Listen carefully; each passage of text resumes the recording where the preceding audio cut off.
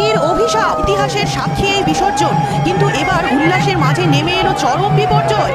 20 foot উচ্চতার কালী মূর্তি, নৈহাটির গর্ব, বিসর্জনের ঠিক আগেই মুখ থুবড়ে পড়লো এক স্থানীয় ব্যক্তি, যে রাগ ও হতাশা নিয়ে বলছেন স্পষ্ট গাফিলতি। বছরের পর বছর ধরে এত বড় পুজো হচ্ছে আর একটি রশিও ঠিক করে বাঁধতে পারে না, এদের আর কত গাফিলতি দেখবো। আবার অন্যদিকে একজন স্থানীয় লোক বলছেন এই ঘটনা নাকি নিছকই দুর্ঘটনা, নাকি কোনো অন্য বার্তা। একাংশ বলছেন পূজা আজ ব্যবসায় পরিণত হয়েছে, তাই মা আর সহ্য করতে পারলেন না। একজন প্রবীণ ব্যক্তি ভয় ও বিশ্বাস নিয়ে বলছেন এ তো অভিশাপ, মা মুখ ফিরিয়ে নিলেন, টাকার লোভ।